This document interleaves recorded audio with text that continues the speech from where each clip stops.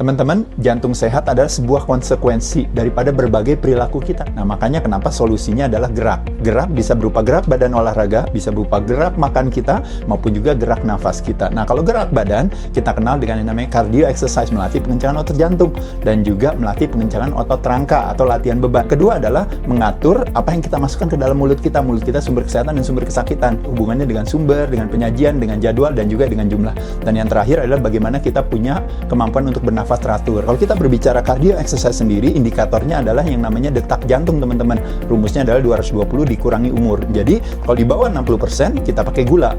Kalau di antara 60-80% kita baru pakai lemak, dan di atas 80% baru kita masuk dalam yang namanya cardio zona. Teman-teman boleh memvariasikan sesuai dengan kebutuhan masing-masing. Bisa dilakukan di outdoor seperti sepeda, jalan kaki, hiking, berenang. Bisa dengan di indoor dengan alat-alat bantu seperti treadmill, cross trainer, sepeda statis dan sebagainya, maupun terorganisir yang dikenal dengan grup exercise atau aerobik, apakah high impact maupun low impact. Demikianlah teman-teman, ini adalah berbagai aktivitas kita yang nanti akan mengarahkan kita kepada jantung sehat. Untuk keaktifan BPJS Kesehatan, kartunya teman-teman ingat sekali lagi aplikasi JKN Mobile ya teman-teman. Dan ingat, setiap tanggal 10 selalu harus bayar iurannya, sehingga nanti negara bisa membantu kita untuk memberikan biaya penggantian pengobatan.